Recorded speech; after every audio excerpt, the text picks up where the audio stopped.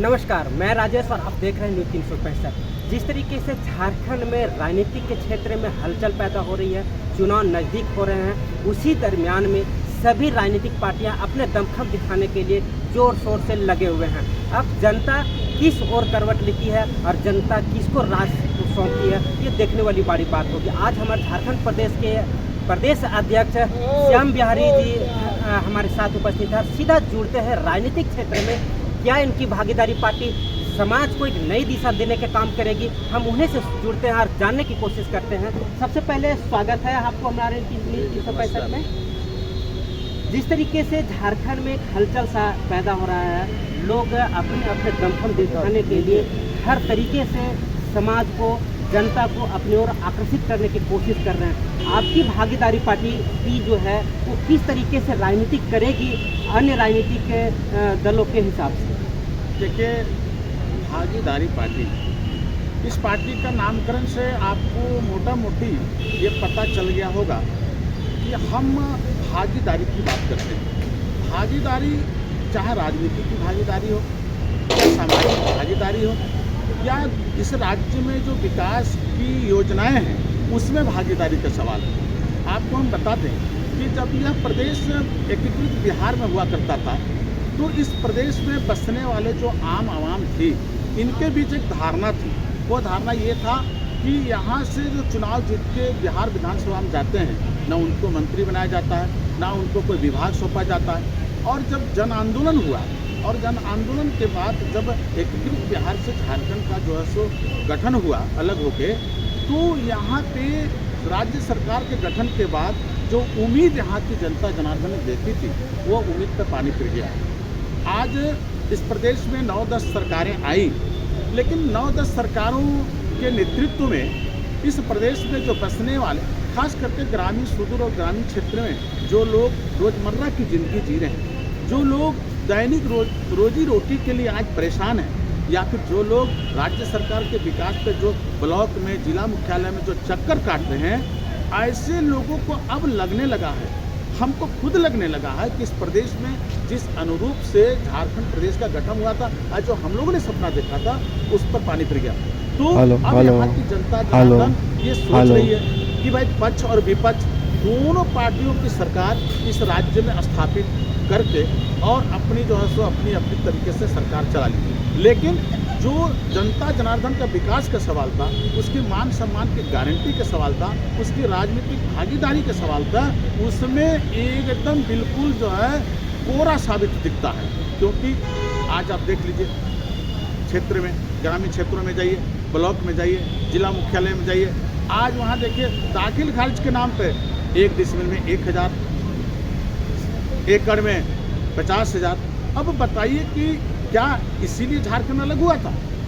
आप चले जाइए नियोजन की बात कर लें, नियोजन का हाल बहुत बुरा है।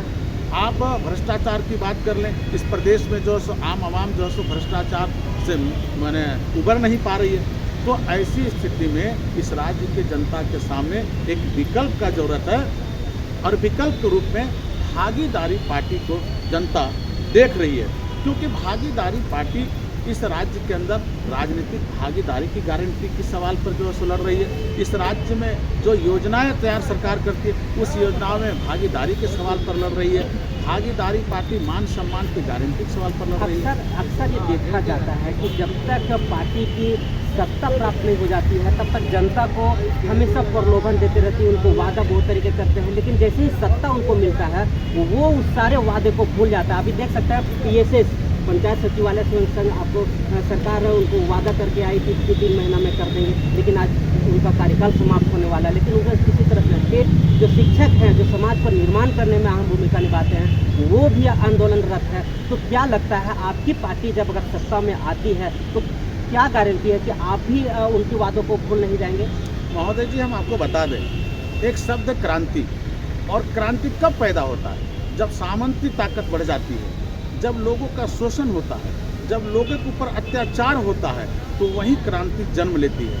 और जब क्रांति जन्म लेती है तो निश्चित रूप से कोई न कोई परिणाम सामने आता है। तो भागीदारी पार्टी आज इन्हीं तरह के जो आंदोलनकारियों के खिलाफ आज जो सरकार का कदम चल रहा है, या कहिए कि इनके मांगों पर सरकार विचार नहीं कर रही है, तो आप जरा सोच लीजिए कि आज जितने धरना प्रदर्शन कर रहे हैं, आज 100 दिन 200 दिन से लोग बैठे हैं। हमारी भागीदारी पार्टी इस प्रदेश के ऐसे वर्ग से जिनका राजनीतिक विकास नहीं हुआ, राजनीतिक भागीदारी नहीं मिला, उन तमाम वर्गों को और उन वर्ग में पैदा हुए ऐसे बुद्धिजीवियों को खोज खोज के राजनीति में ला रही है और टिकट देने का काम करेगी, जो चुनाव में जीत के जाएंगे और विधानसभा लोकसभा में अच्छी कानून व्यवस्था के लिए अच्छे अच्छे बिल लाएंगे। तो जब अच्छा बिल आएगा, अच्छी कानून बनेगी, समतामूलक सरकार बनेगी, तो निश्चित ही जनता का विकास होगा। इन्हीं बिंदुओं के लिए हम आंदोलित है और जनता का रुझान, जनता का झुकाव आज भागीदारी की तरफ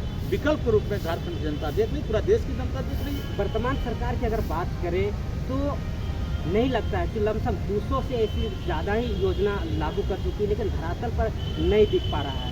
तो क्या लगता है, जिस तरीके से महिलाओं की सुरक्षा की बात करते हैं, उनके अधिकारों की बात करते हैं, तो वो भी सारा चीज़ बोलते हैं, लेकिन क्या है कि 9 ऐसे अध्यक्ष जो महिलाओं की सुरक्षा का बात करती है, उनको इंसाफ दिलाने की बात करती है, महिला आयोग की आज तक गठन नहीं हो पाया, एक अध्यक्ष नहीं दे पाए। क्या लगता है, महिलाओं की जो सुरक्षा की व्यवस्था की जो बात करें तो एक लुभावन शब्द है या फिर वास्तविकता कुछ और है? देखिए, ऐसा है, जहाँ तक सुरक्षा के सवाल है, महिलाओं की सुरक्षा के सवाल है या आम आवाम की सुरक्षा के सवाल है, इस विषय पर मेरी मानना है कि इस राज्य में स्थापित जो सत्ता शासन में बैठे लोग हैं, इनको गंभीर होना चाहिए, क्योंकि विधि बनाने का काम, सुरक्षा देने की काम राज्य सत्ता शासन में बैठे लोगों के ऊपर जाती है। यदि ऐसे तमाम मुद्दों पर अगर आप गंभीर नहीं हैं, तो निश्चित रूप से जनता को सुरक्षा देने में आप असफल हो रहे हैं। ये तो प्रजातंत्र है ना, आप सत्ता शासन में हैं और सत्ता शासन में रहने के बाद यदि जनता के हित की काम आप नहीं करते हैं, तो आम चुनाव जो आने वाले हैं उसमें जनता फैसला करेगी कि फिर सत्ता शासन में फेरबदल होना है कि नहीं होना है। तो ये उनकी विषय था। हम ध्यान आकर्षण अभी भी और पहले भी हम कर चुके हैं कि भाई, आप जिस सत्ता शासन के कुर्सी पर बैठे हैं, निश्चित रूप से आप अपने नियंत्रित जो ब्यूरोक्रेसी के लोग हैं, उनको उचित गाइडलाइन आप दें। कहीं कोई आंदोलित है, कोई धरना में है, कोई प्रदर्शन में है, उनके तमाम ऐसे एजेंडे हैं जिस पर आप जो सो वार्ता करें, उनके जो सो एजेंडे पर वार्ता करके संतोषजनक उनको आश्वासन देके आप धरना प्रदर्शन को तोड़ाएं। आपको बताना चाहते हैं, इसी देश में आप चले जाए केरल, इसी देश में चले जाएं आप कर्नाटक, इसी देश में आप चले जाएं पश्चिम बंगाल, इसी देश में चले जाएं आप अन्य राज्य में, इतने लंबे तक धरना प्रदर्शन जिस तरह झारखंड में चलता है, ये नहीं चलती है। तो कहीं न कहीं हम समझते हैं राजनीतिक दलों के नेताओं का, जो खास करके इस प्रदेश में बदल बदल के सरकार में रही, उन लोग जो है जनता पर खरा नहीं उतर पा रहे हैं। तो ऐसी परिस्थिति में जनता के सामने एक विकल्प का तलाश है और हमारी भागीदारी पार्टी विकल्प के रूप में इस प्रदेश में खड़ा हो रही है। कांग्रेस देश की बड़ी पार्टी है और उनका एक नेता दीपिका पांडे सरकार के ब्यूरोक्रेट्स पर बड़ा सा सवाल उठाया है। क्या लगता है, ब्यूरोक्रेट्स सरकार के अनियंत्रित हैं, जो उनकी बात नहीं मान रही है, ये उन्होंने बड़ा सा सवाल उठाया है। क्या लगता है, सरकार लाचार है? देखिए, अब तो आप जानते हैं कि ब्यूरोक्रेसी के लोग हैं, वो सरकार पर नियंत्रित होती है, और अगर ब्यूरोक्रेसी बेलगाम हो गया, इसका मतलब तंत्र जो सो फेल हो गया। तो मेरा मानना है कि जो तंत्र में स्थापित हैं, ऐसे तंत्र में जो घटक जो सो विधायक हों या जो उसके नेता हैं, यदि उनका कोई आवाज़ सदन के अंदर आ रहा है या उनके द्वारा कोई आम आवाम या मीडिया पत्रकार के सामने आ रहा है कि ब्यूरोक्रेसी पर हम नियंत्रित नहीं हैं, तो ये तो वही ना हुआ कि सत्ता शासन आपके हाथ में है और आप खुद जो है सो ब्यूरोक्रेसी पर नियंत्रित हैं। तब तो भ्रष्टाचार का तो आलम बढ़ेगा। आज वही तो हो रहा है झारखंड में। ब्यूरोक्रेसी में बैठे जितने भी प्रशासनिक पदाधिकारी हैं, चाहे वो अंचल स्तर के पदाधिकारी हों या कलेक्ट्रेट पदाधिकारी हों या राज्य सरकार के और भी विभिन्न विभाग में हैं, अगर वो नियंत्रित हैं, तो इसका मतलब निश्चित रूप से राज्य सरकार कहीं न कहीं विफल है। इस बात को जनता मान रही है, तब तो इतना आंदोलन हो रहा है।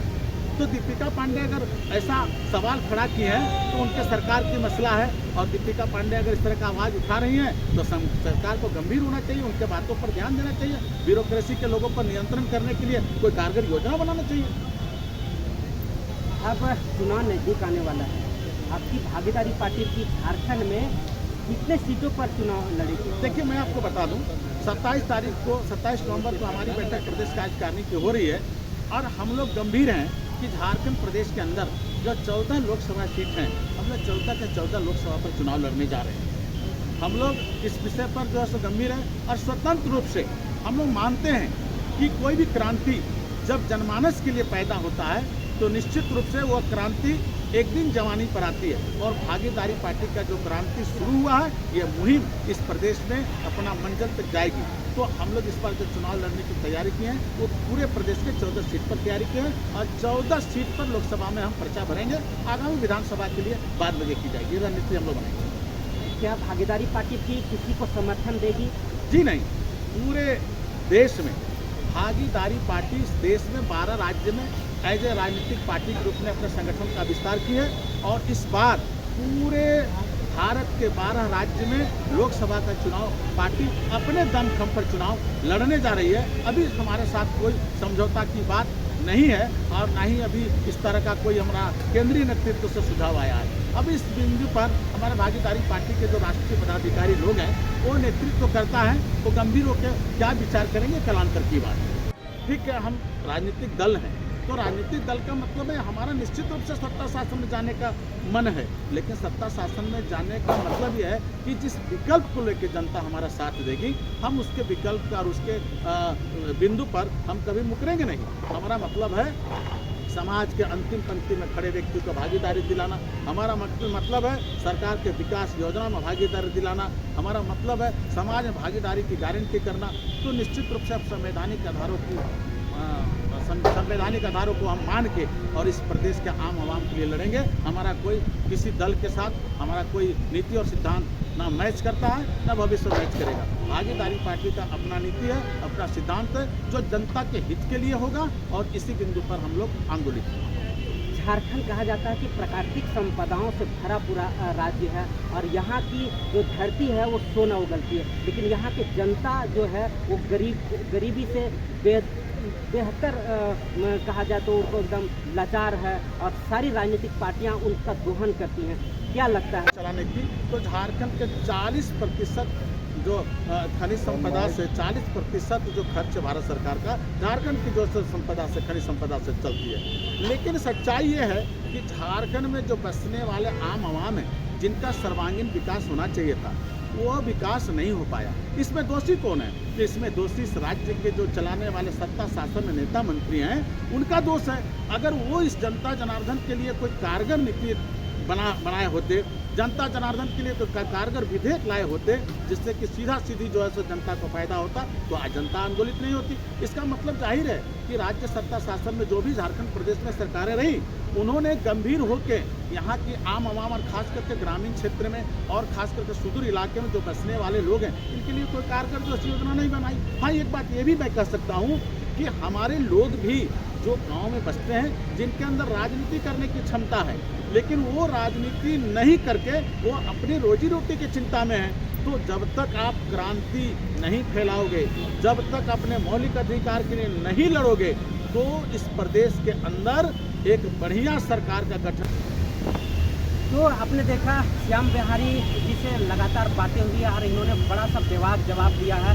जिस तरीके से भय भूख और भ्रष्टाचार के खिलाफ भागीदारी पार्टी की हमेशा से संघर्षरत रहा है, लोगों को न्याय के लिए हमेशा आगे रहा है। इन्हीं के लिए इन्होंने पार्टी में ज्वाइन किया और ये लोगों को न्याय के लिए हमेशा आगे रहते हैं और इनका आप देखा भी गया है कि लगातार अगर आप जुड़ना चाहते हैं इनसे और जुड़े और इनसे संपर्क करें, आपकी सारी समस्याओं का निदान करेंगे और इनका जो पार्टी है लगातार प्रगति की ओर है और अच्छा माहौल भी क्रिएट कर रहा है। लगातार बने रहें न्यूज़ 365 राजेश के साथ।